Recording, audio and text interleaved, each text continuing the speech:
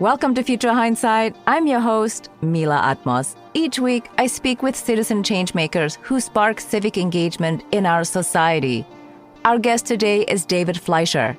He's the director of the Los Angeles LGBT Center's Leadership Lab and author of the Prop 8 Report, a comprehensive evaluation of the pivotal 2008 campaign in California. Prior to founding the lab, he created and ran the premier political training programs in the LGBT community and has been involved in political organizing in a wide range of cities and states for 37 years. When I thought about this season on Post-Truth, I wanted to know about how our media and information stream became polluted and how truth decay is hurting our democracy.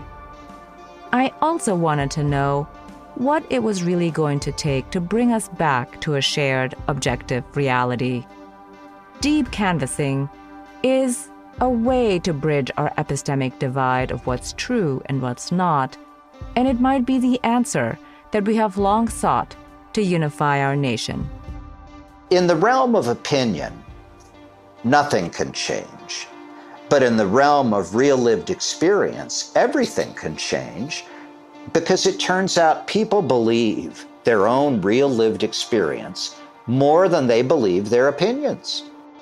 We talk about countering our post-truth era by changing minds, sharing stories of the people we love, and reducing prejudice.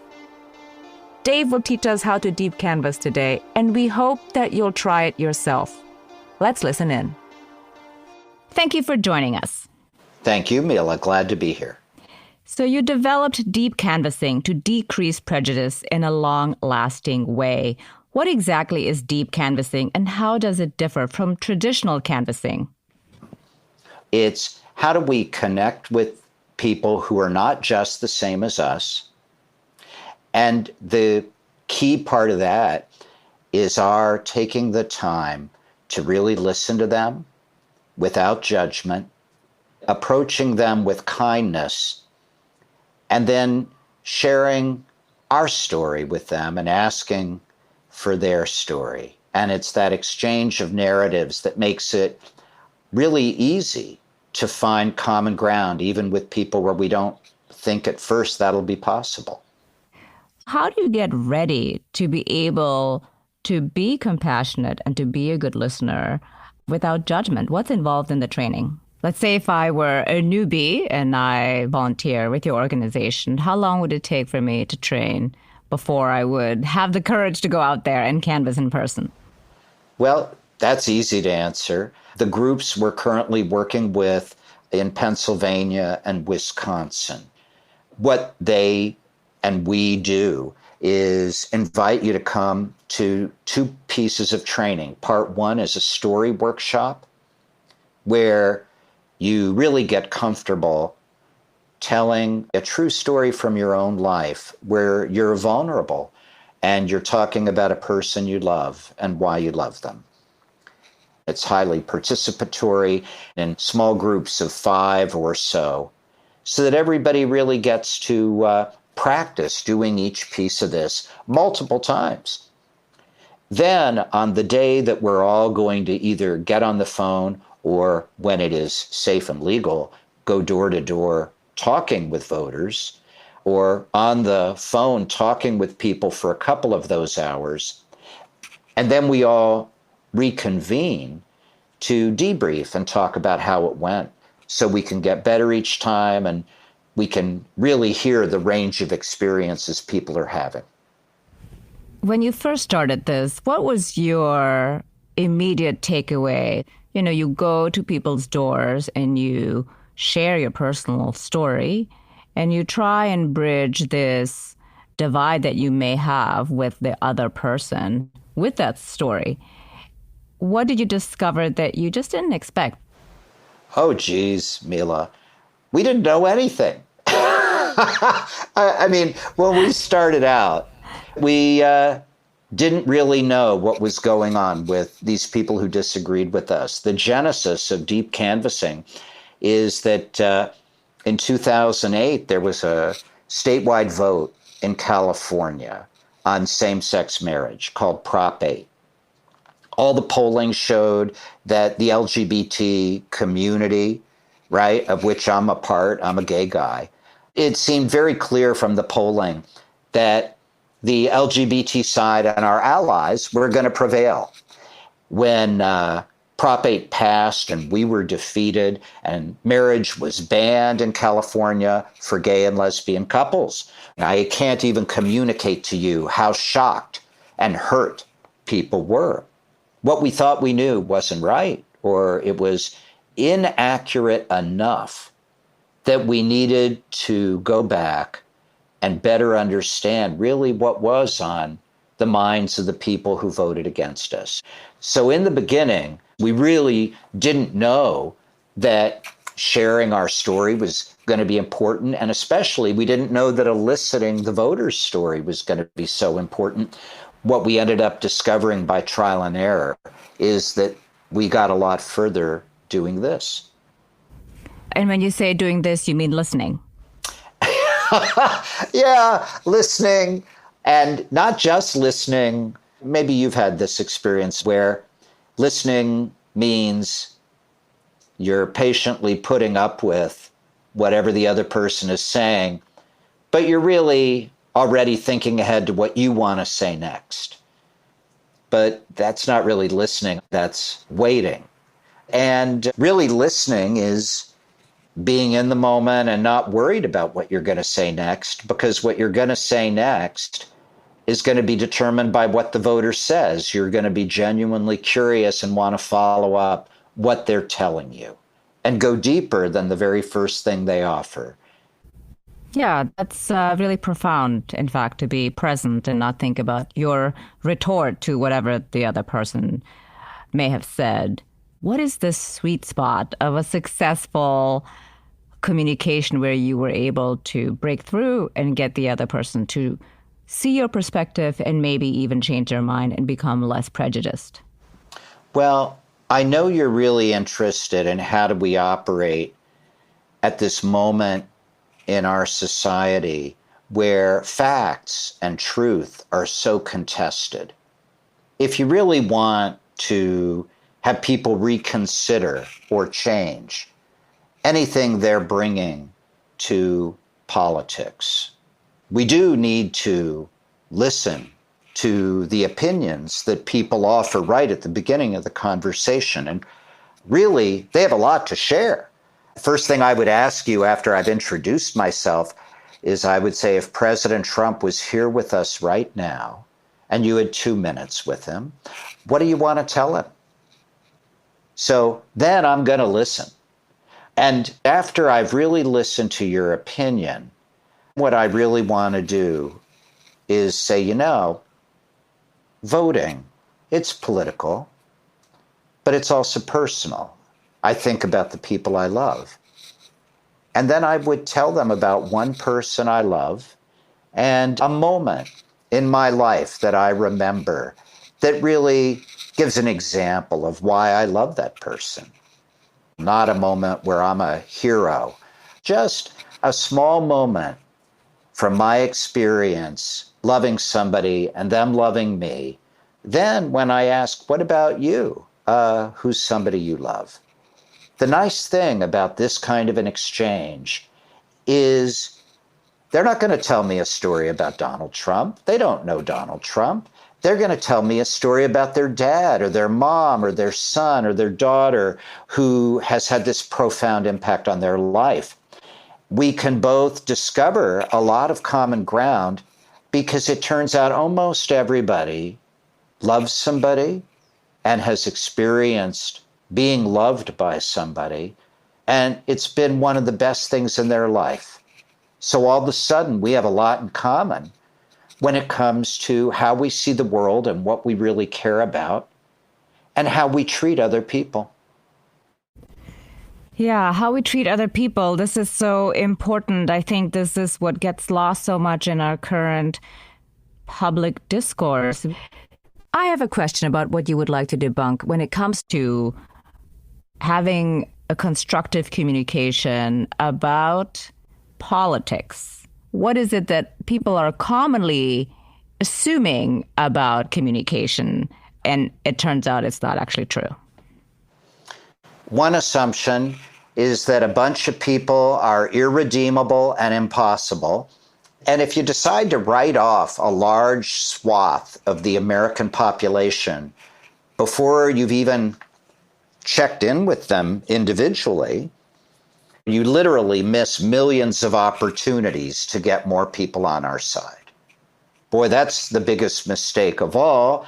But the next runner-up would be thinking that all we have to do is tell these voters that they're wrong, in a very nice way, perhaps. But essentially, all these voters need is us to tell them how to correct their point of view so it matches ours, and we'll be fine. And I don't know if you've noticed this, Mila, but very few people over the age of 2 are really delighted to have somebody correct them before they've even gotten to know them. That is well put.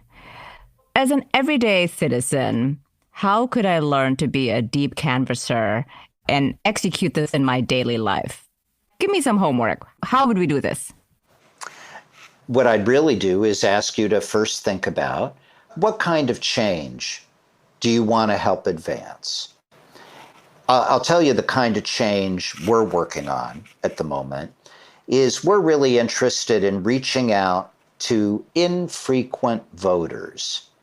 How do we persuade infrequent voters to become chronic voters? And you wouldn't have to pick that same thing. But then the very practical homework is, I would say, get out your phone, scroll through your contacts, start to think about, oh, is this person someone I want to reach out to? So if I was going through my phone, let's say I see the name of my sister, Amy. She's probably a chronic voter. I don't know for sure, though, so I might decide to call her.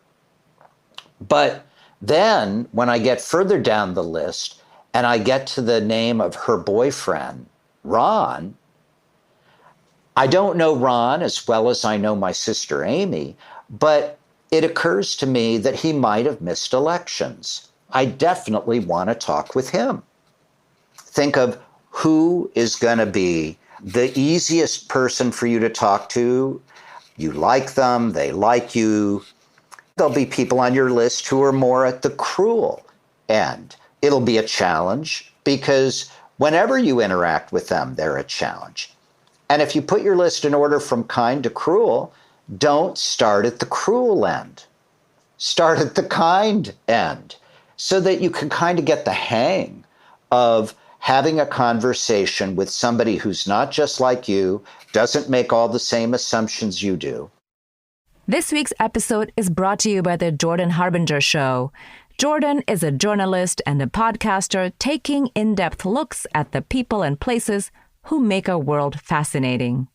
Much like us here at Future Hindsight, he brings meaningful, fun, life-changing insights with a practical edge to his listeners every episode, every day.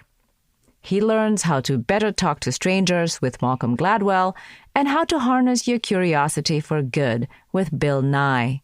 The mission of the Jordan Harbinger Show is to help you become a better informed, more critical thinker so you can get a much deeper understanding of how the world works and make sense of what's really happening. You know that that's a mission that I fully support. We really enjoy this show, and we think you will as well.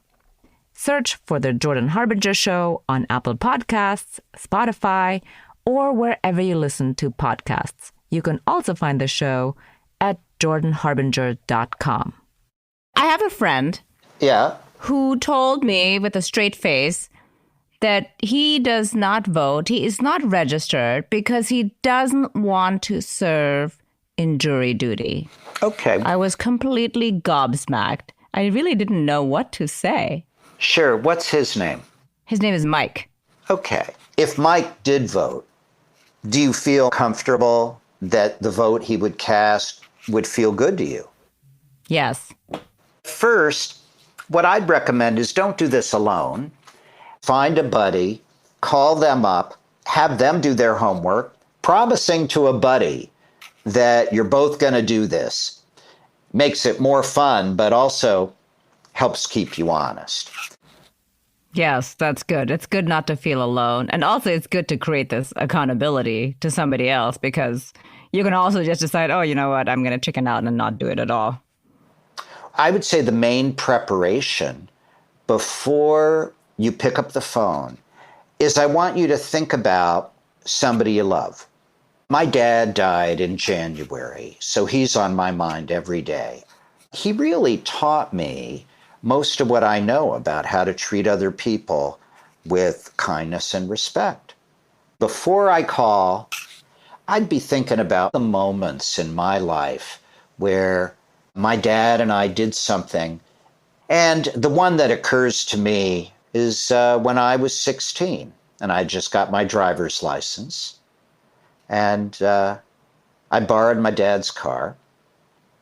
It was the nicest car I think our family ever had. It was a Ford Mustang, and was driving it by the Dairy Queen, looking over to see who at the Dairy Queen was noticing how cool I looked driving my dad's car. And then I turned my head back to look at the road, and heck, the truck in front of me had come to a stop at a red light. So I slammed on the brake, except that my foot was on the accelerator. So everybody at the Dairy Queen got to watch me slowly speed up and ram into the back of this truck. I was very cool, calm, and collected. And so I pulled the car up onto the sidewalk. I exchanged information with the other driver. I apologized. I called the police to make the police report. And I went down to the station with the police. And I was just finishing up with them when my dad arrived and was in the back of the police station. So then as I'm leaving, I go up to my dad and he doesn't say anything and we walk outside. Then he hands me the keys to the one other family car and says, David, please drive us home. And the way he said it, right, I remember it as much as what he said because he had just seen me mess up in a big way. And what was clear was that he still loved me and trusted me and knew that I wasn't just a mess up who was going to always mess up.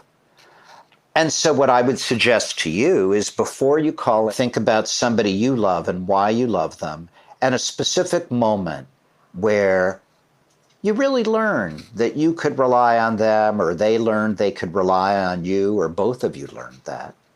Any questions about that before we pick up the phone and punch in the number?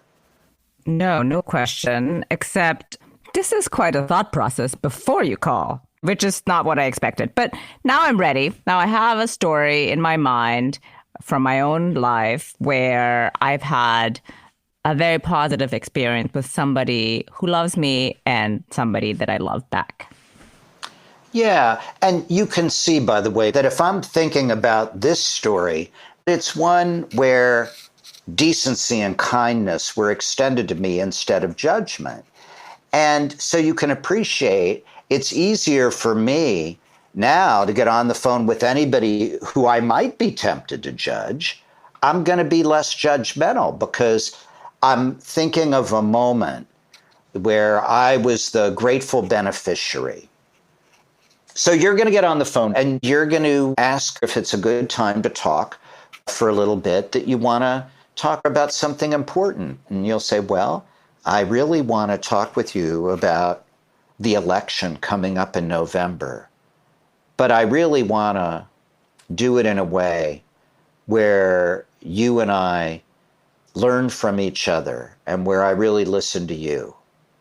Because I don't think you and I have ever had this kind of conversation. So if you don't mind my asking, if President Trump was with us right now and you had 2 minutes with him, what would you want to tell him? I'm really just going to listen. And so the beginning part of the conversation, almost right away, is you and me listening. And then your next question might be, wow, well, Mike, on a scale of 0 to 10, where 0 is you're definitely not going to vote this year, and 10 is you definitely are going to vote, where would you put yourself? And Mike is going to give you some number, could be 0. You're not going to judge it. Instead, you're going to ask him, Mike, why is that the right number for you right now? And you're just going to listen, because Mike is going to say to you maybe the exact same thing he said to you before. Mila, voting doesn't matter. I don't want to do jury duty, blah, blah, blah. And you're going to be quiet. You're going to listen. After you've heard him out, rather than argue with his opinions, what you really want to do is say to him, you know, Mike, voting is political, of course. It's also personal. And so I think about the people I love. And you know who's on my mind today? And then this is where you would tell a story, any story you want, but about somebody you love. And you would take your time telling it. Don't rush. And you'd be very specific, and it's a story with emotional content that really matters to you. And then after you tell your story, you can say, so Mike, what about you? Who's somebody you love? Now, Mike is not really expecting to answer this question today. So you're going to need to give him a moment to think. If we've told a story, they start to tell a little bit of a story. Usually they only tell a little bit of it, like the headline, but Mike might say, well, I guess my mom. And you'll say, oh, that's really nice. What's her name? And you'll be asking him, what was a specific moment that you remember about your mom? And as he tells his story and realizes you're really interested and you're really going to listen, he's going to tell you a beautiful story. Every story about love is a pretty amazing story. After you're sure you've really gotten the whole story out, I think your honest reaction might allow you to say something like this. Mike, I really appreciate hearing about your mom. I realize something, that we're both lucky enough to know what love is and what it means to rely on somebody and have somebody rely on us. And you know, that seems very important to me because President Trump is the opposite of that. He's not reliable. He'll throw anybody under the bus anytime. He'll be divisive and selfish every time. He sets this example that is the opposite of everything you ever learned from your mom and everything I know. And so I really want to stop Trump. What about you? Do you want to stop Trump? Who knows what he's going to tell you? It might be a surprise to him as well as to you. Maybe he really doesn't want to stop Trump. Maybe he's okay with him. But my hunch is that it had never occurred to him before that voting is a gift he can give to the people he loves. And really, that's what it's all about. Voting really is not about the candidates. You're never going to love any of the candidates. I don't know anybody who loves Joe Biden or Donald Trump. They don't know them. Right, that makes sense. But they do love the people they love. And all of a sudden, the stakes around voting and what kind of world we live in are much clearer. And so Mike is going to give you some kind of answer. And then you're going to say, so Mike, going back to that scale of 0 to 10, what's the right number for you now? And it might be the exact same as it was before, or it might be different. And so in the realm of opinion, nothing can change. But in the realm of real lived experience, everything can change because it turns out people believe their own real lived experience more than they believe their opinions. What you've really done is foreground for Mike his real lived experience with somebody he loves.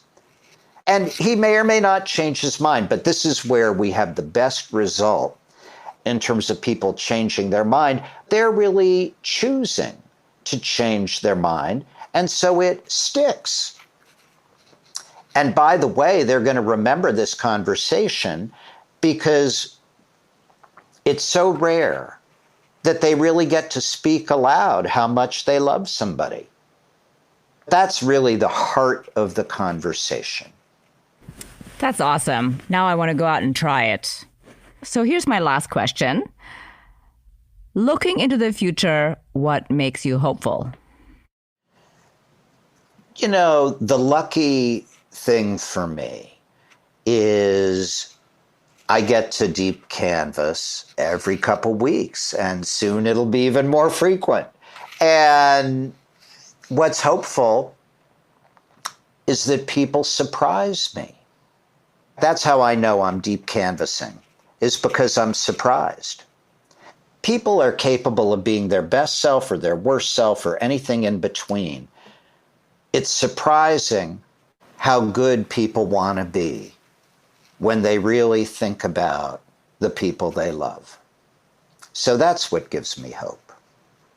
I'm so touched by learning how to deep canvas and what makes you hopeful. This has been so amazing. Thank you for being on Future Hindsight. Sure. Thank you, Mila, for being interested in how we're going to get past this moment of terrible division. I hope you're inspired to deep canvas now and invite you to try it yourself. Before you call, go to the futurehindsight.com website for a how-to step-by-step guide. After you've made your calls, please tell us how it went. Leave us a message at 929-262-0752. I want to know if you were able to change someone's mind. Speaking with Dave opened my eyes to what's possible when we communicate with love and compassion. Changing minds really does begin with the heart and paves the way to sharing common ground and an objective reality. Listening to his story during our conversation about his father's kindness in the aftermath of his accident indeed made me feel warm-hearted and free of judgment. Most importantly, for the first time ever, I thought about voting as an act of love and a testament of how we treat each other in our society. Next week, our guest is Shoshana Zuboff. She's the Emerita Charles Edward Wilson Professor at Harvard Business School and author of The Age of Surveillance Capitalism, The Fight for a Human Future at the New Frontier of Power. Ultimately, the surveillance capitalists discovered that the most predictive data come from actually intervening in your action and learning how to use all of this knowledge about you to come back to you with triggers and subliminal cues that can tune and herd your behavior in a way that optimizes their predictions. We talk about surveillance capitalism leading to an instrumentarian society, which is a fundamentally undemocratic world where our data is exploited and manipulated for profit by some of the world's biggest companies. Until next time, stay engaged. I'm Mila Atmos. Thank you for listening to Future Hindsight. The executive producer and host of this program is Mila Atmos. The audio producer and music composer is Peter Fedak. The associate producer is Miriam Zumbul. Additional production by Brooke Sayan. Listen to us online at futurehindsight.com or your favorite streaming service.